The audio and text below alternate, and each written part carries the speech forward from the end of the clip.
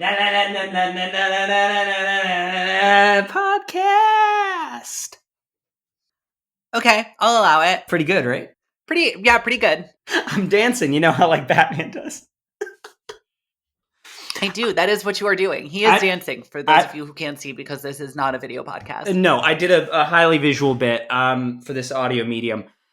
Yeah. Surgeon, we're talking about Batman.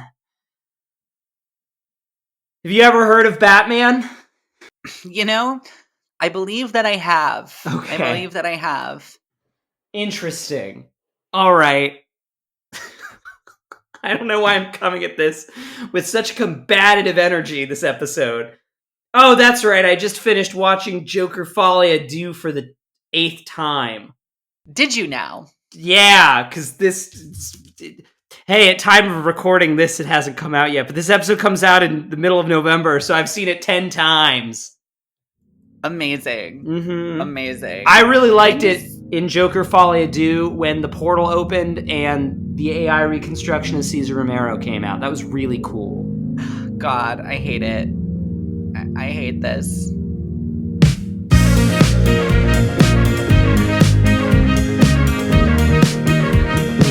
This is How Have You Not Seen. I am your co-host. I'd like to say I feel like I'll be humble. I'm kind of the Robin of the podcast. Just in terms of construction. Whatever do you mean by that? I don't think that's accurate in the slightest. I just think I got spunk. I think that you're a problem solver, and I think I got spunk. Okay, that's fair. I will grant you that. Yeah.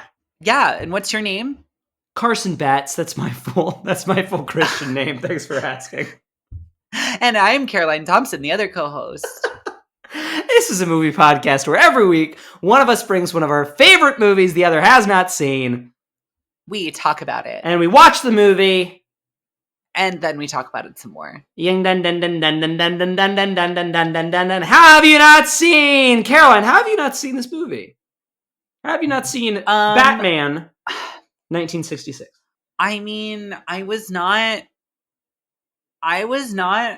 a huge Batman kid. I was never a Batman kid. Actually, I like Batman fine as a person who likes dumb nerdy shit, but yeah, I was never, I mean, as we've talked about on this podcast, I was not a huge superhero kid overall. Though I liked Spider-Man a lot and I liked the X-Men. But I was not a big comic kid.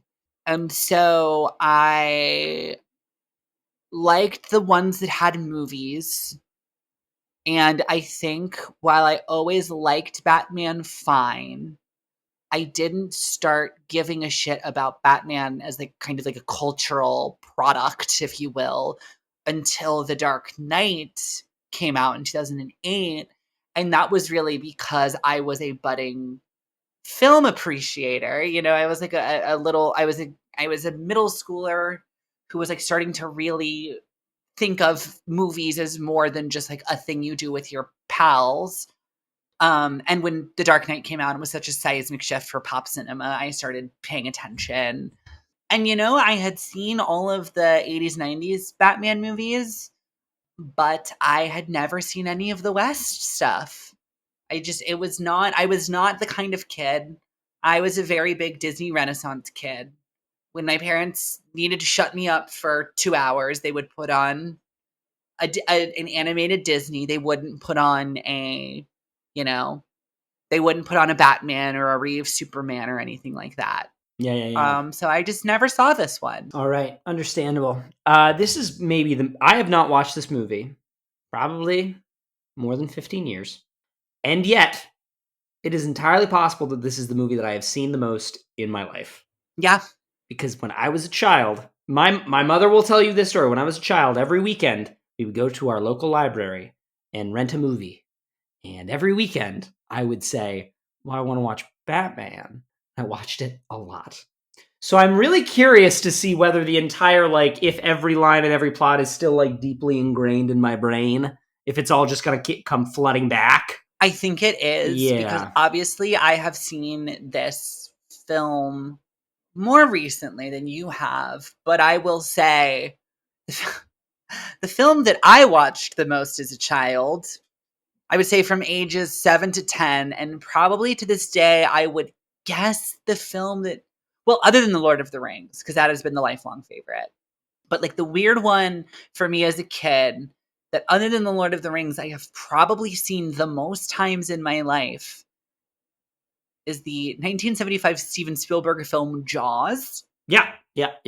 And every time I rewatch Jaws, it is not an experience I have that is like, oh, yes, I remember these moments. I remember these lines. I remember these characters. It is like, this is a thing that is imprinted on my DNA. Yeah. Like, this is a film that is like truly like, I do not watch the film and have memories jogged inside of me. I am pretty certain that every time I watch Jaws, the images actually come out of me and go onto the screen. Yeah. Like they are that deeply imprinted on my inner child psyche. Mm-hmm. It's all still there. No, it just comes right back. I get that. It's all still there. And I feel that way too about like some of the films I watched a lot as a kid and never came back to. Like I rewatched Hercules for the first time. Oh, yeah. Probably like 3 or 4 years ago for the first time since I was a kid. And I was just like, yeah, this is a weird proto memory thing. Getting ready for that live action one with Dua Lipa in it, huh? Is that what's happening there? That's the rumor. That's the rumor. Is she Meg or is Dua Lipa Hercules? Okay. It'd be more interesting if she was Hercules. It would be very interesting if Dua Lipa was Hercules. I don't think she's going to be a very good Meg, though. I think that's kind of terrible casting. Dua Lipa is not an actress. I don't know enough about Ms. Lipa to comment. I really don't know. Mrs. Lipa, her full name. What do you know about Batman 66? Adam West. Yeah.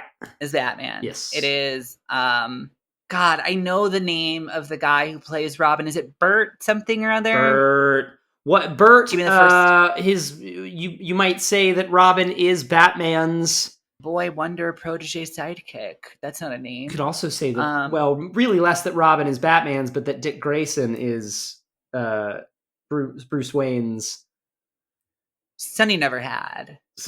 Yes, Bert's son he never had. No, his name is Burt Ward. Burt Ward. Oh, fuck. Yes. That checks out. Yes. So yeah, those two guys. Cesar Romero is the Joker. Yep, I assume that's right. Makes an appearance in this. That is right. I am assuming that because it was it is based off of the very popular live action Batman television show from the 60s. Mm-hmm. And that show, while people like Adam West and Burt Ward and Cesar Romero were not like A-list Oscar-winning actors outside of the show was very popular, and the cast of that show, I believe there was, if I remember correctly, there were like a couple of Jokers, but then they like hit Cesar Romero and they're like, oh no, this is the guy. I don't think so. I think Cesar Romero's in like the second episode. I'm pretty sure if I remember correctly. Okay, maybe I lied. But it is one of those things where the cast of this show was insanely beloved. Mm-hmm. Like as these characters for like a generation, and people like loved and respected all of these people. And so I'm assuming all of the main cast of villains and whatnot, like I'm assuming the Penguin and Poison Ivy and Catwoman all make an appearance in the film. Catwoman, even if for just Lee Merriweather is Catwoman, major character in this movie. Burgess Meredith the Penguin is in this. Frank Ocean's the Riddler. Burgess Meredith is the Penguin. He's great. Oh my god! Alan Napier favorite plays movie Alfred. of all time. Yeah, no, there's this. We'll talk about the legacy of the TV show a lot. Who is ready for me to update my Letterboxd top 4? Because if Burgess Meredith is playing the Penguin in this is instantly my favorite film ever made. Incredible. Get out of here, Terms of Endearment. Batman 1966 is coming for your having good character actor spot. Oh yeah, we'll talk a lot. I think more about the legacy of the show and this movie in the back half. I want an excuse to do that. But yeah, do you don't happen to know like what the big overarching plot in this movie is, do you? No, but I know there's a scene with a shark. Yeah. I know there's an inflatable shark that bites onto Batman's leg when he's hanging from a helicopter, but no, I actually don't know. I'm assuming the Joker has some kind of evil scheme that needs must be thwarted. It's true. It's true. However, I could not tell you what said scheme entails or how said scheme is prevented or circumvented. There is part of the Joker's scheme in this movie, and I want to cue this up so that you're thinking about it when we watch this. Part of Joker's scheme in this movie involves a thing that I, as a child, was so scared of and thought about so much that it's my version of the John Mulaney, like, I thought as an adult I'd be running into more quicksand, like it's such a big part of media. It's a bit that like a bit that everybody steals about everything and like tries to pass off as like some kind of insightful thing. Yeah. And it's just like, no, that's just the John Mulaney quicksand bit. Yeah. Here's my version of that. There's the thing the Joker does in Batman 66 that I, for years, was like in the back of my head, like, that's this like thing, right? Like that could happen. And no, of course not. It's sci-fi gobbledygook. It's nonsense. But as a child, I was so afraid of it. Okay. Yeah. And it's not like Smile X, right? Like we're No, not that dark yet. No, we're not that. I mean, it's pretty dark. It's not that, it's not Burton kind of, both in terms of color palette and like edginess. No, we're not quite there. Okay. But it is a thing it isn't as... Yeah, it's quite scary, I think. Yeah, it isn't as playful as like, oh no, the Joker wants to like print his face on all of the money. Yeah. In America so that he runs the banks now. Yeah, no, that would 100% be a plot in the TV show, but they go with a that's a better one for the movie. It's a little higher stakes than just like the Joker wants to rebrand Congress as Joke Chris. The Joker's gonna start a new branch of the American military called the Joker Squad. Yeah, no. What are we, some kind of Joker Squad? So fucking stupid. That's what they should have called that movie. Oh, incredible. God. All right, you ready for the game this week, Caroline? Is there anything else you know? No, that's... is this the one... Is this the one that has the skywriting that's like an insanely long riddle? Or is that a clip from the TV show? Oh, that's a good question. I do remember that bit, but I don't know if it's from the TV show or this movie. Okay. But that is definitely a thing, which is so good. Okay. Then, no, that is all that I know. Great. Okay, let's go to the game this week. This is the easiest game I've ever prepared for this show. Okay, great. This week, we will be playing the Rotten Tomatoes Price is Right. If you have not played that game with us before, it goes something a little like this. The mountain climber and Price is Right, where you try and guess a number that's as close to the price without going over. And if you go over it, he falls over and dies. That's what happens, right? He dies. Well, kind of, but also just the Price is Right every game. True.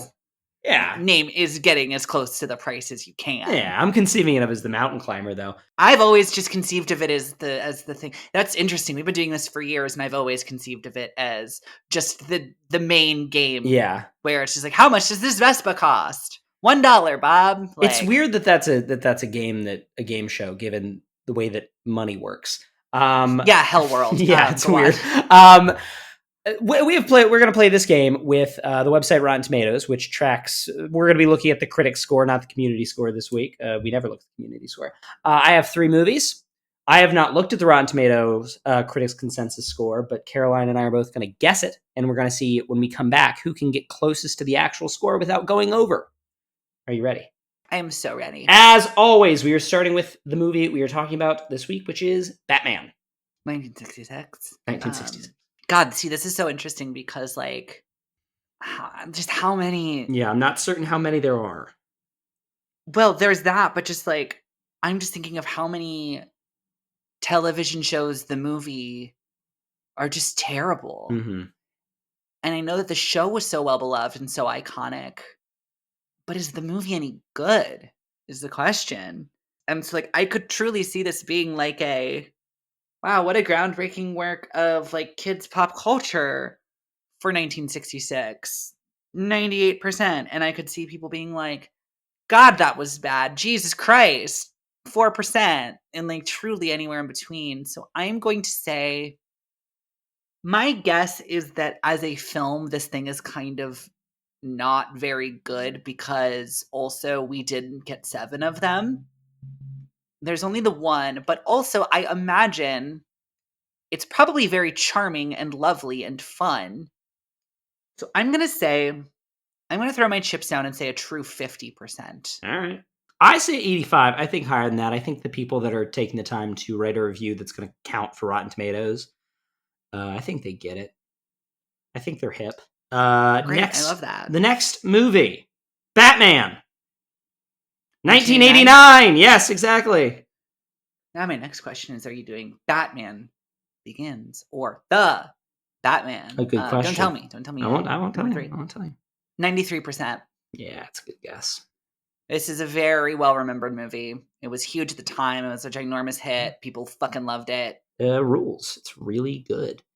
It is a good movie. I must agree. 90. I'm going to say 90. Okay. Undercut your bet. Number 3. The Batman. 2022. Yeah. Should have dropped the. It's cleaner. Yeah, that would have been really fucking funny. Pretty universally acclaimed. Yeah. Universally, like, everybody said, like, 8-star movie. Not a masterpiece, not perfect, but, like, pretty undeniable. Yeah.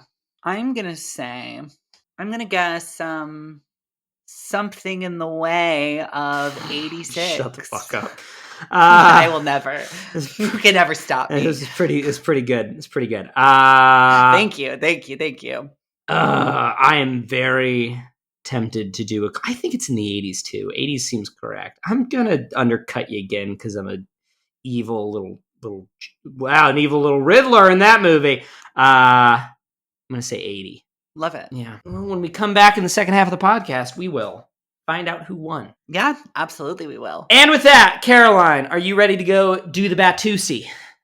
Is that the dance you were doing at the top of this? I wasn't even thinking about connecting it to that, but the Batman does have a signature dance called the Batusi in the TV show. I should have said I was doing the Batusi. Yeah, let's do it. Let's do it. Let's go. I love Batman. I know you do, buddy. I know you do.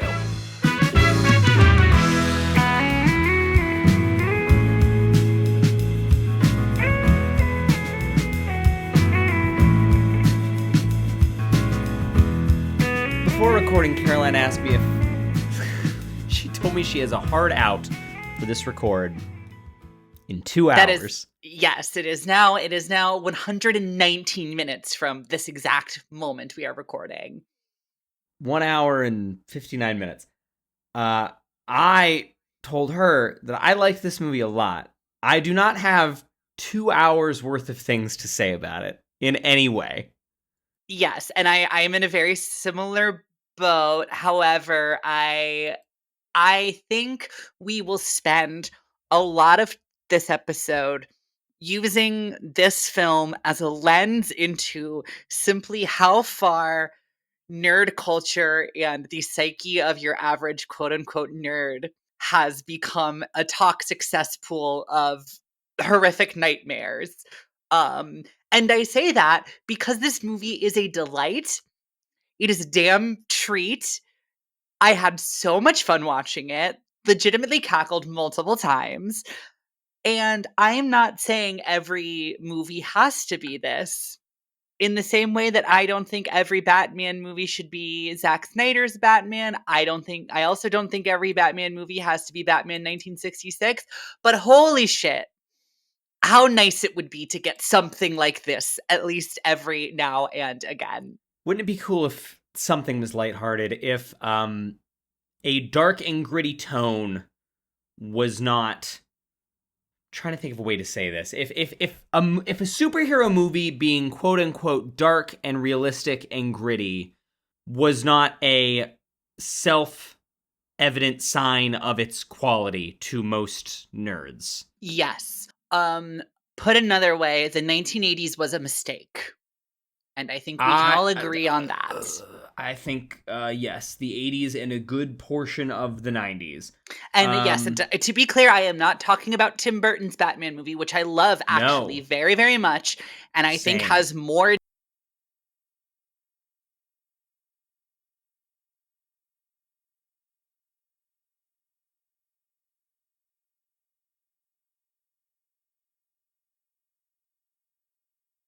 I agree with that. I think it's hard to say because obviously now we have the benefit of being able to sit on our perch in 2024 and look at all these things in sequence. Because at the time in 88, like the selling point of that version of Batman was like, well, it's not the Adam West thing. Like, we're doing something that is dark and grim. And Right. like now with the knowledge of hindsight, we can look back at that Batman and go, well, yeah, it's dark and grim, but it's gothic, it's noirish, it's still quite goofy and fun, and very fancifully designed, and the actors acting in that film are having an enjoyable time performing their characters. Whereas all of the actors in the Christopher Nolan Batman movies saw it as a dark, grim mission that they must, like Batman, that they must take. And that's correct. Every time now someone is cast to play particularly a villain in Batman, the reaction is just like, well, I suppose I must. It will be difficult, and I will be psychologically tortured for months. Yes, exactly. Yeah. Exactly. It's just great to have a bunch of villains who the entirety of their character and their reasoning for doing what they do is just that they're bad guys. They're just they're bad guys, and the differences between them are do not have anything to do, are no deeper than just, well, this bad guy is penguin themed, and this bad guy is clown themed, and this bad guy is riddle themed. And that is their entire personalities. And this great. Bad lady is cat themed. Yeah. We'll come back to her. She's a little bit more interesting, though. She's got a little bit of... there's some depth to Catwoman, to Miss Kitka. We will come back to that, certainly. Yes. Let's return to our game. Yes. We played Rotten Tomatoes Price is Right. Have it all pulled up here. For Batman 66, Caroline, you guessed that it had a 50 Rotten Tomatoes score. I said 85. Okay, I really hope it's higher than that. I think I won, but I hope it's higher than 50. So you did win because I busted. It's 80. Oh, good. I think that's nice. I think that's very nice. I think that is about as accurate as a Rotten Tomatoes score can get. I will note the audience Rotten Tomatoes score is only 62. See our earlier point about contemporary nerds being insufferable people. Totally tracks. Batman 89, you said 93. I said 90. That is a double bust. It is a 77. Really? Wait, is that that was the Burton Batman? The first Tim Burton, yeah, the first Tim Burton one. Wow. Okay. I can see if that's just not your thing. I kind of get it if you're a critic and it's just not your cup of tea. I can, but also it is textbook. What did you expect from this thing? Like what terms do you think this thing is operating on? But fair enough. I mean, okay. Third, The Batman, released 2022. You said 86. I said 80. The Rotten Tomatoes. A bare bust. The Rotten Tomatoes critics' consensus score is 85. Damn. So we need a tiebreaker. Are we doing Batman Begins or Lego Batman? Or Batman versus Superman? That's what I'm thinking. Three. Which do we want? Which one has the fewest words? Batman Begins has the fewest words while still containing Batman. Here's my thought. Batman and Robin? Yeah. Oh. The other lead character in the movie we're talking about today. I'm gonna go with 32%. 32%. It was really trashed when it came out. I'm gonna say 50. Okay. I think at that point, I think the Batman mythos was so trashed by the last 3 movies that people did not care. I think just the nerd-ass nerds did. Did we double bust again? Double bust again. Oh my god, what is it? Is it like 17? 12! Oh, 12! Damn. Wow. Oh man, I Okay, mean, Batman Begins, I'm saying, or no, Batman Forever. Batman Batman, Forever, Batman Begins. Batman Begins, Batman Begins, Batman Begins. 70. 70%. I think it's higher than that. I think it's higher than that. I think, man, 78, 78. Ah, damn. You kind of called my bluff. Yeah, I win. 85. Wow, okay, good for that. So 80 to 85, that is a score that the well-regarded Batman movies seem to really love. That's where they live. Yes. There's a 15% of the critical population that simply does not accept Batman. Well, except for let's just, and not for the purposes of the game, congratulations on your win. Thank But you, let's thank look you, at, thank you. but what is the Dark Knight? Because the Dark Knight is obviously the exception to that. Yeah. Yeah, it's a 94%. So yes, Yeah. and that is Yeah. the classic. That is the one that, like, from the day it came out, it's like, well, it's only technically a Batman movie. You know what I mean? This Critics isn't a were very, superhero movie. This is an elevated crime thriller. It's not a Batman movie. It's a Joker movie. If you oh think about god, it. oh god. I hate. Oh my god. Like, yes. Ugh. What a poisoned thing to talk about. What a cursed thing to talk about on the internet in We 2024, we decided to almost talk about 2025. we decided to talk about the Joker 2 times in the span of like a month and a half. That we did that. We did That is that. true. That is true. But speaking of which, let us talk about this film Yes. specifically, which is Batman 1966. I think this film is very, very fun. And the entire time I was watching it, I was like, wow, as an adult, this thing is rather clever. There's a lot of very fun humor in it. And I'm just like I was both very like, "Oh, I'm so happy that Carson got to grow up watching this movie because this thing is a treat." But also I was like, "Oh man, I'm really glad that I'm like seeing this for the first time as an adult because I'm like getting all of the jokes. Like I Yeah, yeah. understand all of the jokes that are like clearly in there to go over kids' heads." Um and I was just like, I'm really glad that I'm like, on the exact opposite end of the spectrum of this film.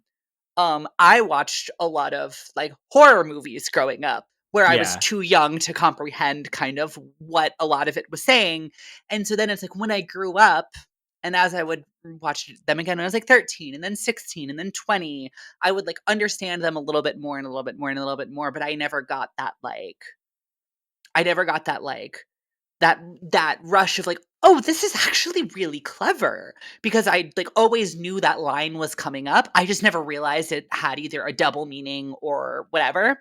So Yeah. I'm both kind of like, I hope that you had a very fun, beautiful, nostalgic time rewatching this. I did. And I was like, wow, what a fun thing that I would have loved to have watched 1,000 times growing up. And also, I'm just like, wow, there's a lot of really good like 1960s Cold War jokes that are like PG. Like they're not like Yeah. fucked up and upsetting or anything, but just like every single joke in this movie. I feel like almost every single verbal joke in this movie is for the adult audience. Very nearly. I mean, just in general, the weird tightrope tone of this movie where it's the camp of it all. Like not to dive too hard into the like what is camp argument, but like Batman 66 is one of the things that when people are discussing, well, what is camp, they point to very firmly and say that's as mainstream of a thing as camp has ever been.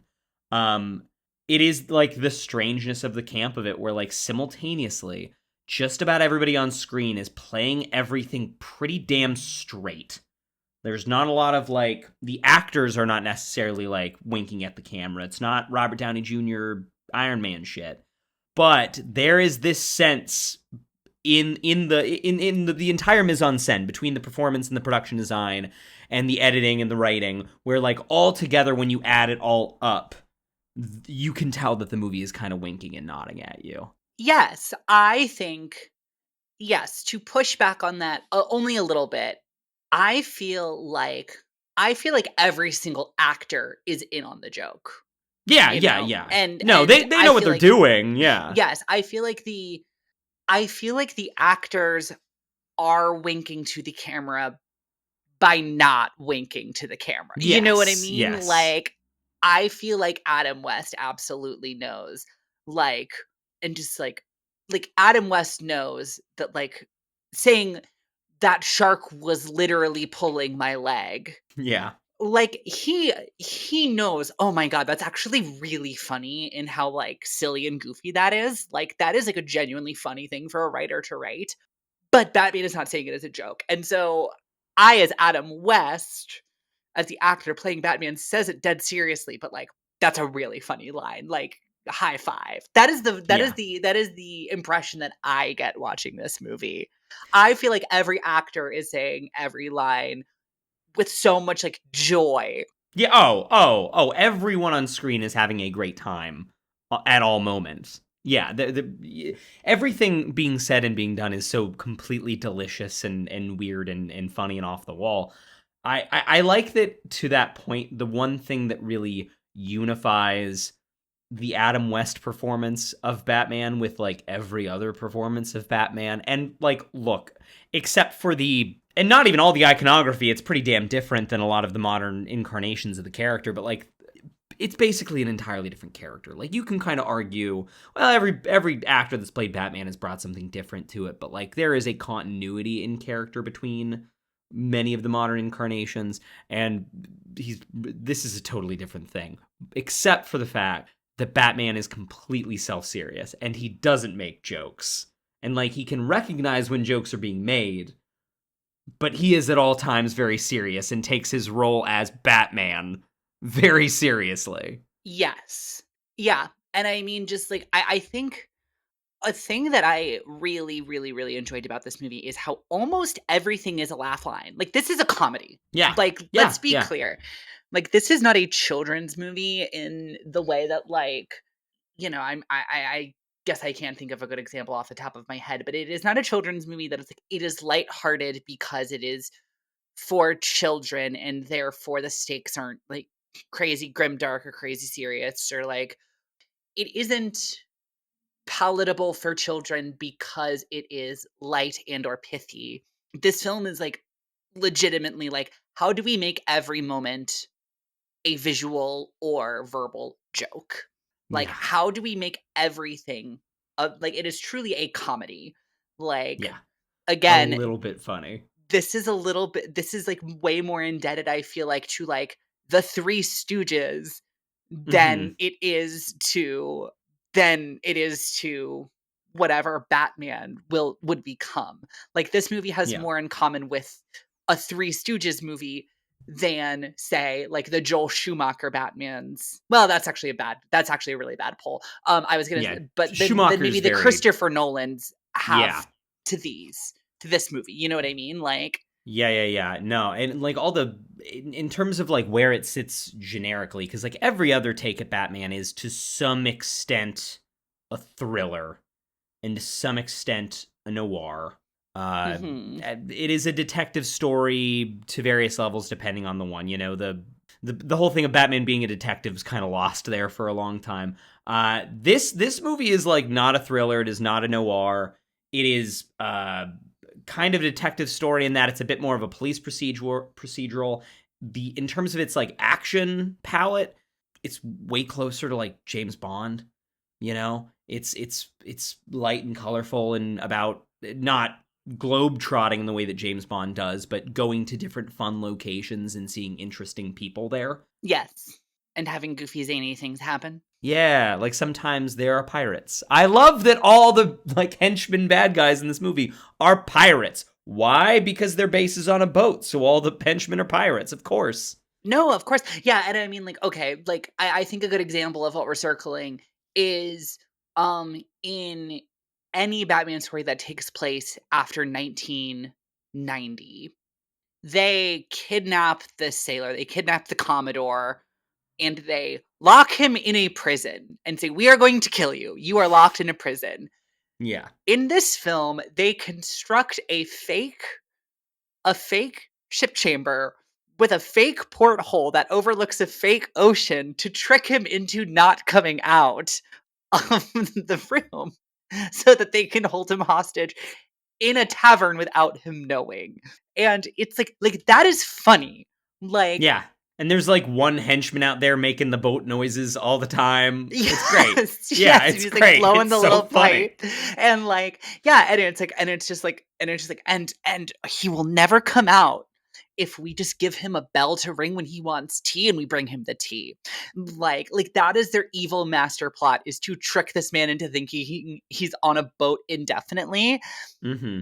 And that is, like, I think watching this movie, I thought that I was hit with was just how humorless, like, so many modern comic book nerd online fans and people are. And I don't just mean that, like, they want things to be serious. I'm not just saying like they want their stories, they want their films or whatever to be intense action movies, but like truly, like, they do not understand what a joke is. Yeah. Yeah. Because it's like I remember for years, like, I've seen things from this taken out of context and just people deriding it, like the shark thing. And I was watching this movie and I'm just like, like, I had always seen the meme of just like, oh yeah, there's a shark and then he asks for the bat shark repellent. And Yeah. I'm always like, oh, that's like a little goofy. Like, that's like, I'm like, that is pretty dumb. Like, that is objectively pretty dumb. And then I like got to that part of the movie and I'm like, guys, this is funny. Like, this is Yeah. like legitimately like kind like clever and goofy and playful. Like, this is not like, oh, we have to dumb down this character so that it's appropriate for children. It's like they're like, let's make a children's movie and like let's just have a ton of fun with it. And you know how Batman has a bunch of goofy shit, like, you know how he has a bat everything. What if that's a Like, bit? What if yeah, what that's if the that's a bit? bit? What if that's Yeah. a What? bit of comedy? Yeah. What if like every like 10 minutes they're like, get me the bat fucking whatever, and it's a different, more bespoke. It's a gas that wakes people up. Give me the bat wake up gas. Like Yes. The it's bat, like dumb. okay, yes, the It's bat such ladder. a dumb joke, but it's well, what makes it different than a normal ladder? Batman has it. Great. It made me laugh so hard because he's like, quick, Robin, deploy the bat ladder. And like, you Mm-hmm. see the ladder like rolling out, rolling out, rolling out. And then it cuts into just a shot of the bottom that just has a sign that says bat ladder. Because there's not really a way other than making it like black and yellow. There's no real way to brand a rope ladder. And the way that they just put that on there, I like genuinely laughed because my thought as it was unfurling was genuinely, well, what makes it a bat ladder? Like, what makes a ladder a bat ladder? And then the movie answered it, and it was funny, and I enjoyed watching it, and it made me laugh on my couch with my cat. The thing that I find the funniest about this movie, the like consistent detail, is that the design of everything is really based upon things being labeled. Like in terms of like all of Batman stuff is labeled, but all the villain stuff is labeled too. Like when you first get to their like submarine base, Yeah, and just the it's submarine not, is a penguin. It's a penguin because it's the penguin submarine, and then you get into like the room where a lot of the action takes place, and it's never called out. It's not important to the plot or the characters. It's just a funny background gag that like there are shelves that say private, and they're just like Joker stuff, like books of riddles, like cat toys, like just labeled stuff that the people would have. And it's really funny. It's never not funny to think about like they labeled all their stuff with a big dumb label gun. Yes. Oh my god, did you catch, Caroline? Did you catch I'm trying to think the beginning of the scene what it was. But the villains, they're all sitting around and they're discussing like which zany plot they're going to do next. And the Riddler's taking notes on a notepad, but all he's doing is just drawing question marks. There's No, nothing else written that. on the notepad. It's just different sizes and fonts of question mark. No, I did not see that. That's very funny. I noticed it. It made me laugh for like 30 seconds straight. It's the funniest little background gag. And that's the entire movie. There's shit like that the whole way through. And it's so joyful and funny, and like everyone there, from the actors to the set designers to the editors to the fight choreographers, are really seemingly all very unified in that their main goal is like, okay, well, we got to get from A to B, but like on the way there, how can we squeeze out a bunch of dumb gags? Like, what dumb gags can we put between those 2 points? Yes, like the whole sequence where he's running around with the bomb, which again I have always seen Incredible. derided online Yeah. as Yeah. like, oh, like he's running around for so long, the bomb doesn't go off. It's like so stupid. He just has like one of those like old timey like Acme looking bombs, and he's just running around with it for so long. And it's like that is like the joke, and That's the like joke. and the way he just like keeps finding a reason why he can't throw it there when it finally gets to a family of ducks. I like lost it Yeah. because it's It's oh perfect no, like yeah, escalation. yes, and it's just like he finally goes to throw it, and then he looks down, and it just like crash zooms in, and it's like a small family of ducks, and then it just keeps going on. Oh my god, it is so fascinating, and it's funny to me now because it's like I can't imagine pretty much any grown adult who's like a self-serious comic book fan like advocating for this movie, and I feel like the 2 camps you would get into are like, "That movie is dumb and stupid and for babies and is disrespectful to the character." That's on one camp, but then the other camp, which is the same people, would be like, "Well, you couldn't do a Batman movie about the UN and where, like, Catwoman goes undercover as a" Fake Russian reporter. yeah, and like, blah blah blah blah blah because of woke.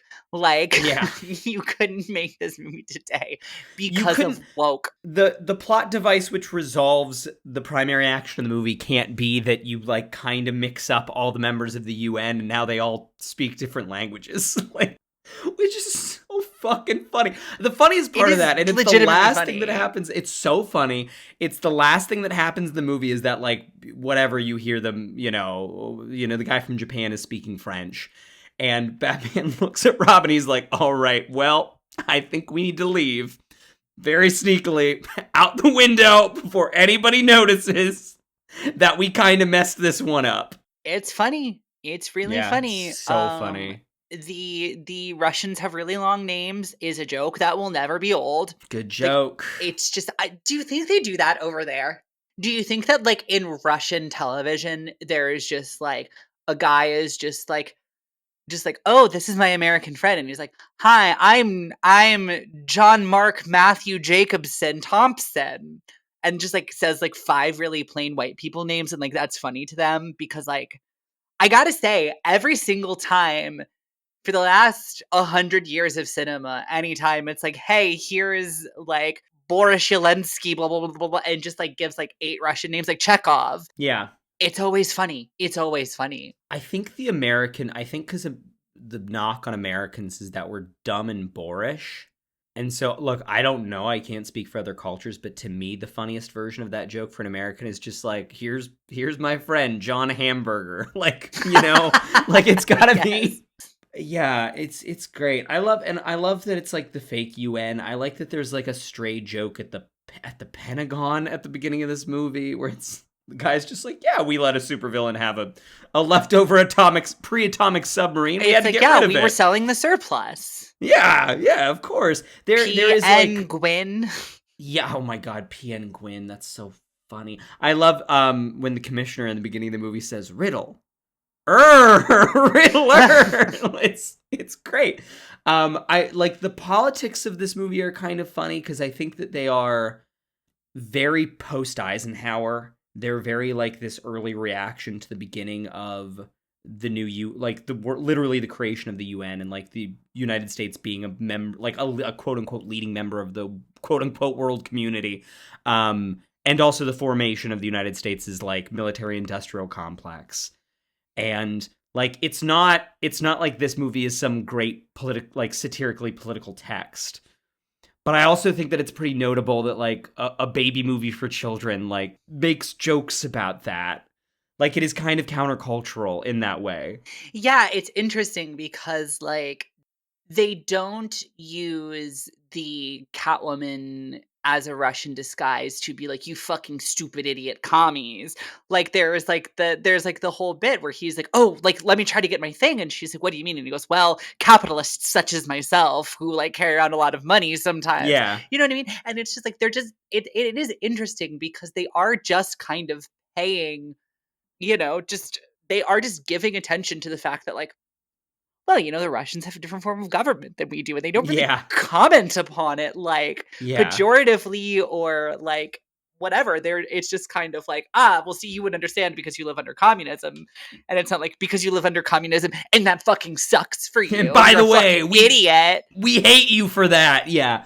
No, Yeah. it's no, and like all the jokes when they're this is a good segue maybe into the other thing about this movie that you texted me when you were watching it earlier, of like Is the that it's whole really scene. horny? It's so horny. This movie's so freaking horny. Oh my god. The first time you see a human face is like two people smooching. It's so horny.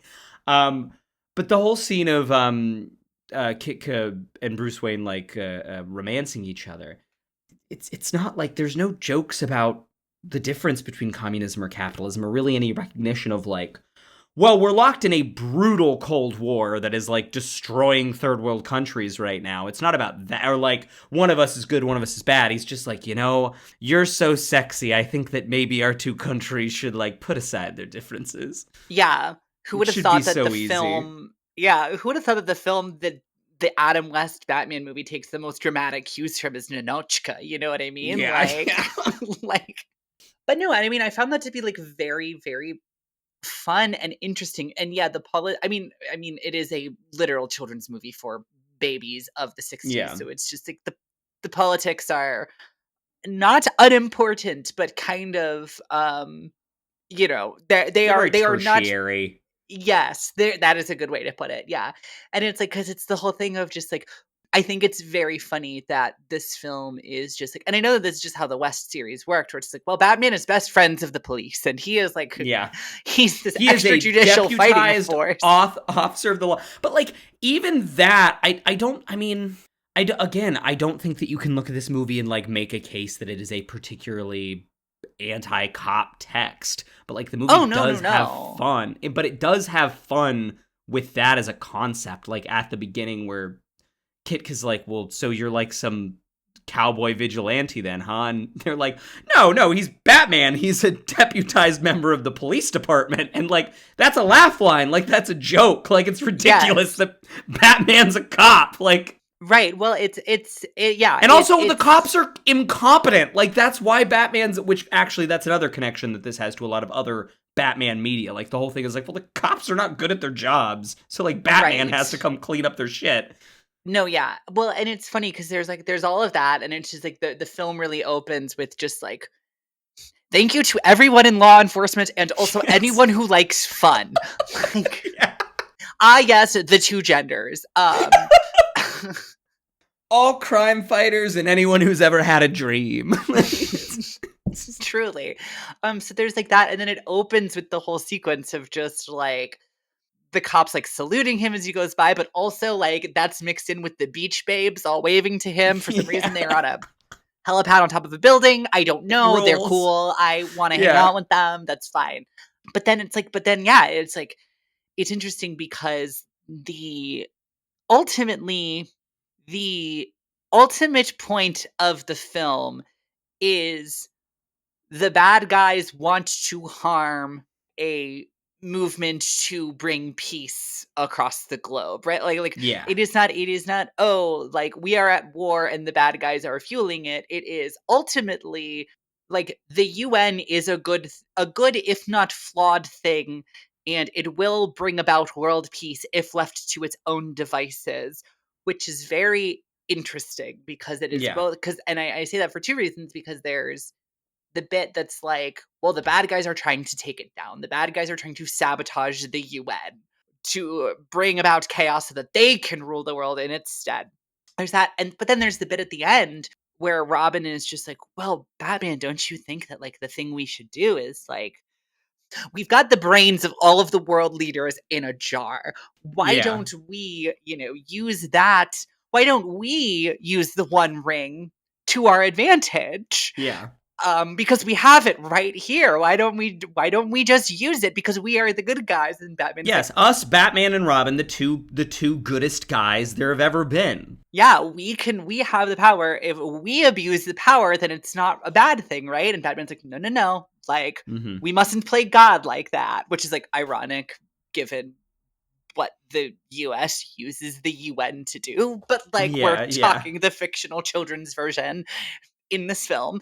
But yeah, but it's like, so it is that like thing of just like, that's mildly progressive, but also like pretty like capital C conservative of just like, well, like if the United States is in power, then it'll be good. Like we have the systems and history is damn near over, right? It's like we're making our way towards just like world peace, and like we're just going to let the machine do its job and we will be good and we will come out on top, but the world will be fixed. And it's just kind of like, interesting take, Batman, the man who only exists because the law enforcement in that country does not function in any way, shape, or form that resembles justice. But like, go off. Go off. Yeah.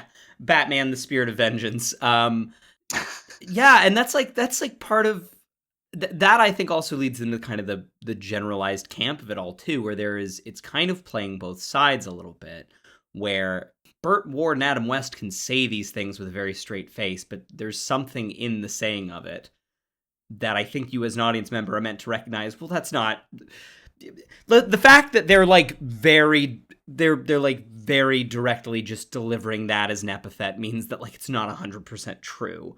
There's the way that like Burt Ward's version of Robin is characterized is like he's kind of a prude.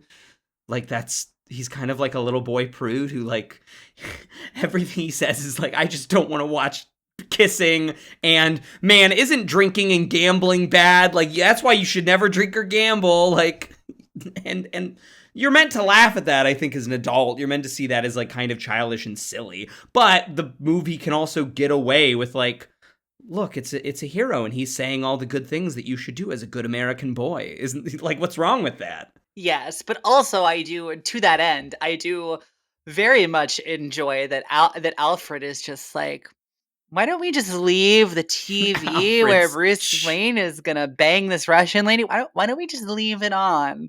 And Alfred is a freak. Alfred is a freak.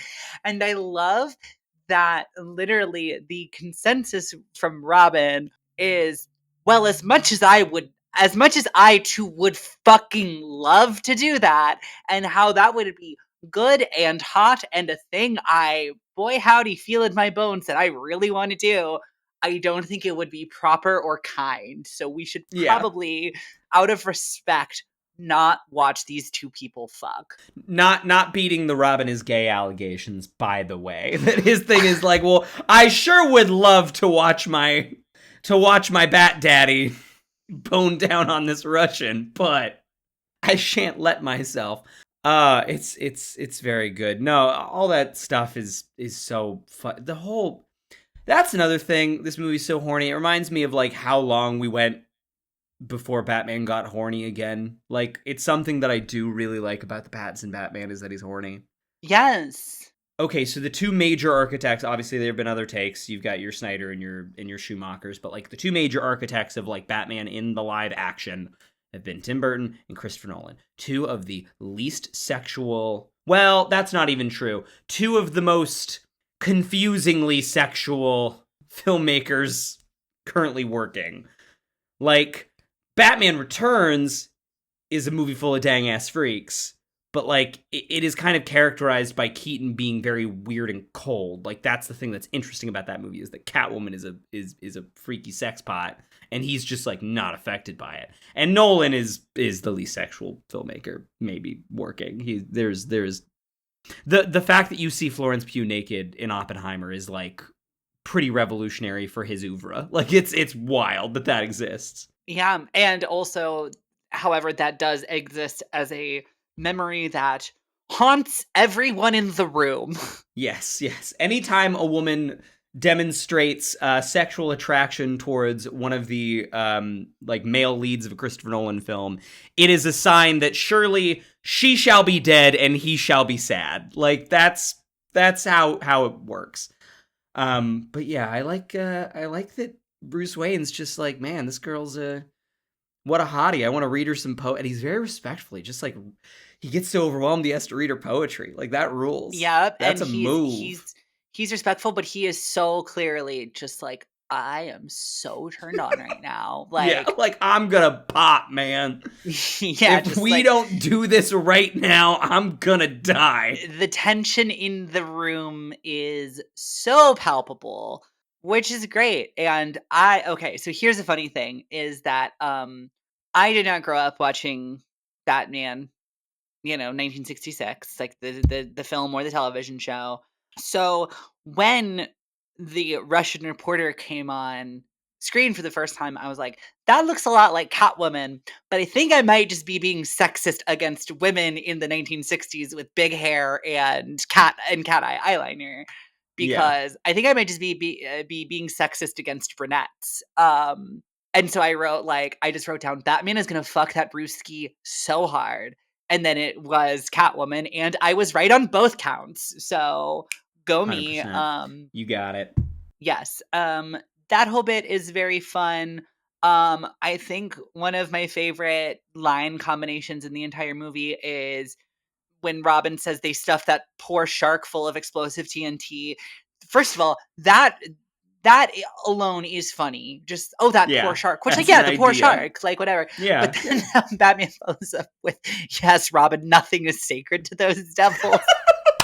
Yeah. Just, the sacredness of the humble shark. Well, that's the other thing about this movie that I want to tell is that, like, part of the conception of the Batman character in this movie is that he is just wholly good. He is just an untainted, completely 100% good person. His alignment is lawful good. That's his vibe. He's a paladin, like Yes. he stands on the side of justice and primarily goodness. And he's not conflicted about anything. No, he is not an anti-hero. He is not traumatized. Struggling with his darkness.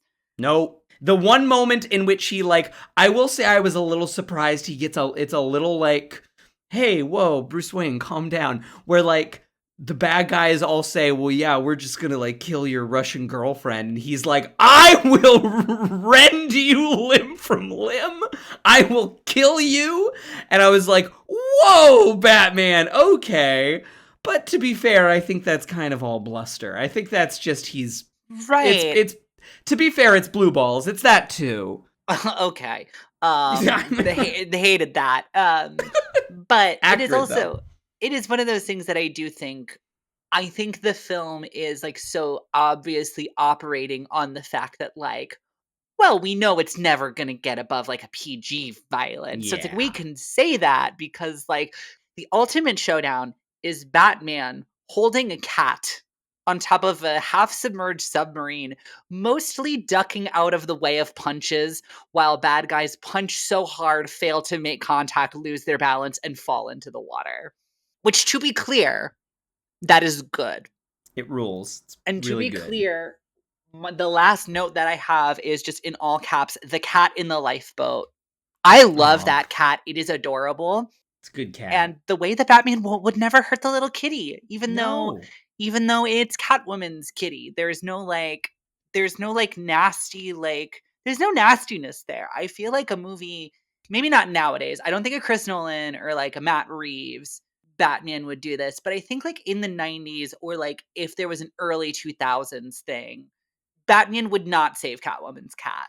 Not to get save the cat about it, but like he would see the cat, like the cat would be a casualty, and that would kind of be like a funny, like visual gag to see the cat get got. Okay, so my only argument to that is that I do think in the Matt Reeves Batman, especially if, he gets to do the trilogy, which is kind of an open question right now, but he gets to do the trilogy. I think the hope and my expectation is like third one, you bring Kravitz back. Yeah, you get Catwoman back in there. I don't think that Matt Reeves would be able to pass up the opportunity to do a visual reference to Alien. Fair enough. Batman saving one of the cats would actually be like a pretty good character growth moment for him and in his relationship with Zoe Kravitz.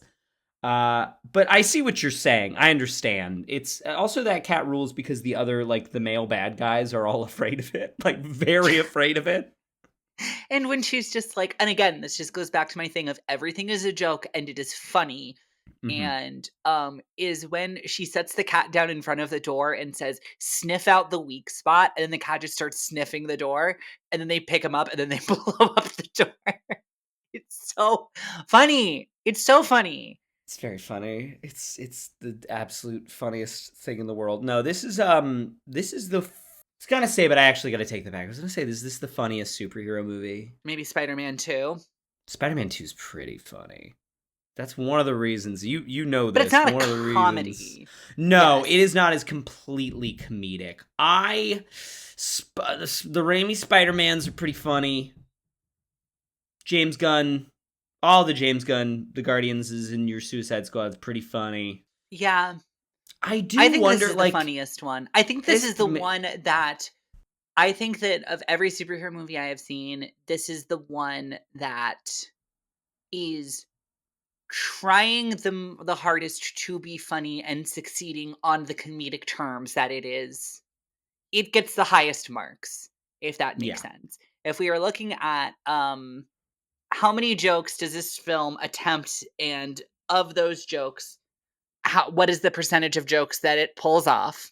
I think if we look at it that way, this is by far the funniest, because I think, you know, the Guardians movies are all comedies for the most part. They're all pretty funny, but they're like action comedies, and there's like they're some more also very serious stuff in tragic. there. Yeah, there's like some serious stuff in there, and also to your earlier point, there's a lot of tongue in cheek, like, what are we, some kind of Star-Lord jokes in there, you know what I mean? Like, that is culture eating its own tail, baby. That is what that joke Yeah, was.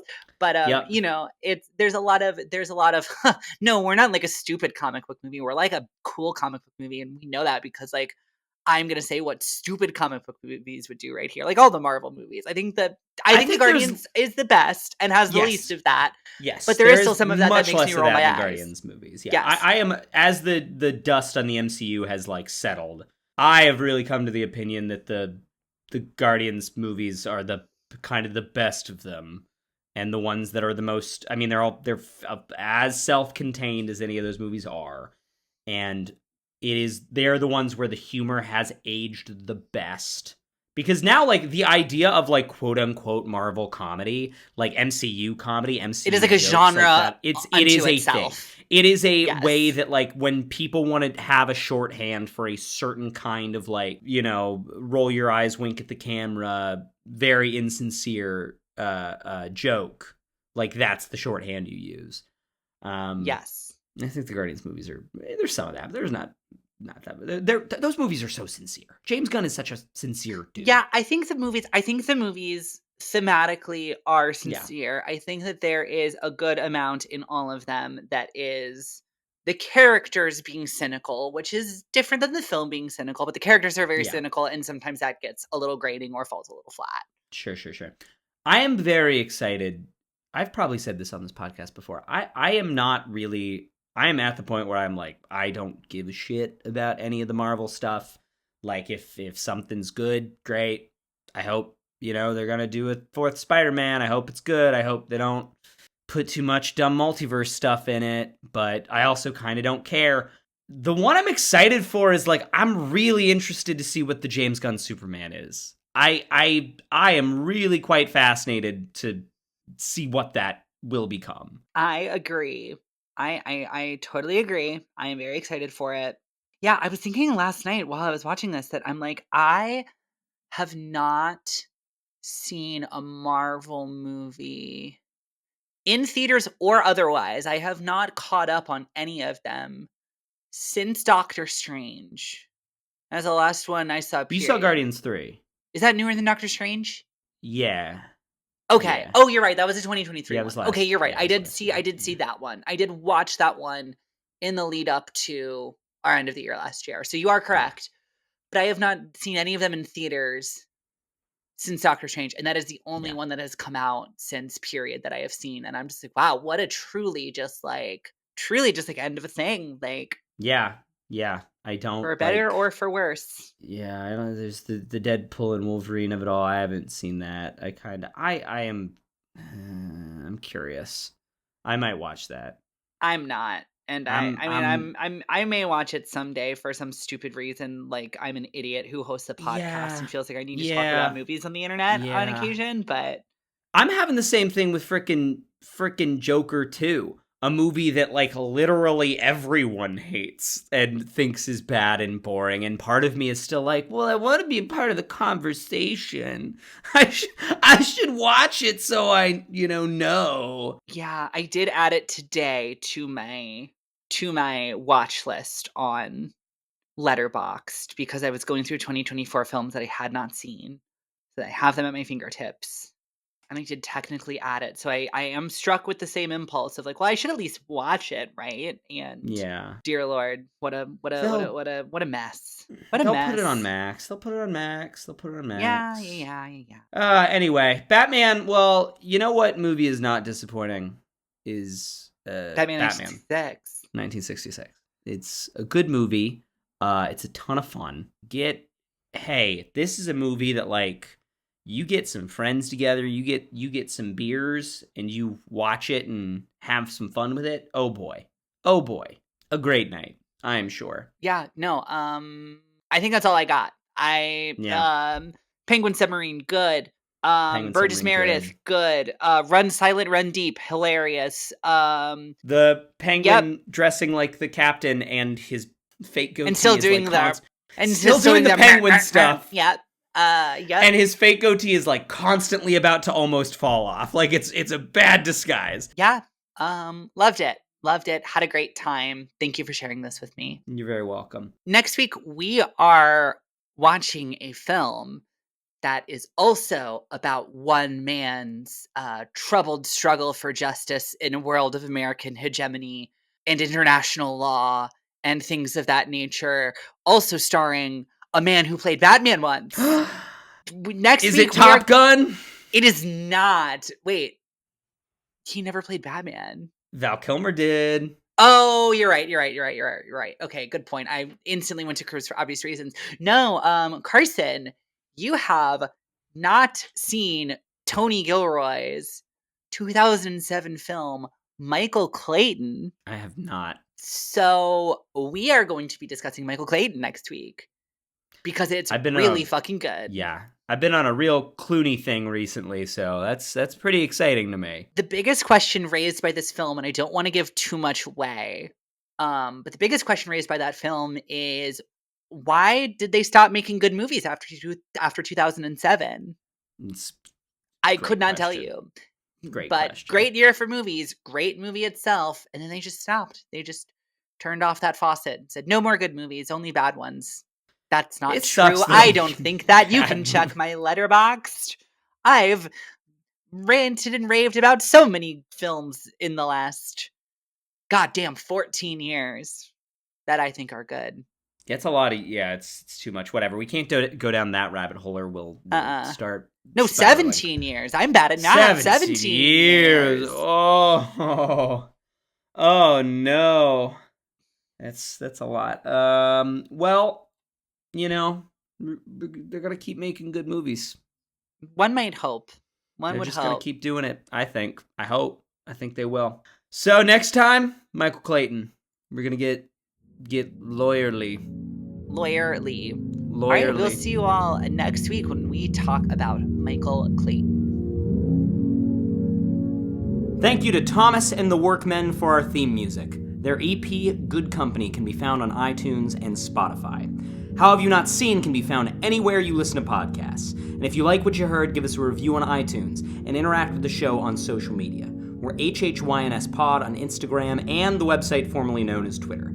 Keep up with what Caroline and I are watching on Letterboxd. Her username is CK Cinema, and mine is Fun Movie Zone. This show is produced with financial support from listeners like you. So, if you really liked what you heard, please check out our Patreon by putting HHYNS into the search bar. Over there, we've got years of content, reviewing new releases and old favorites. Thank you so much for listening, and we hope you'll join us again soon.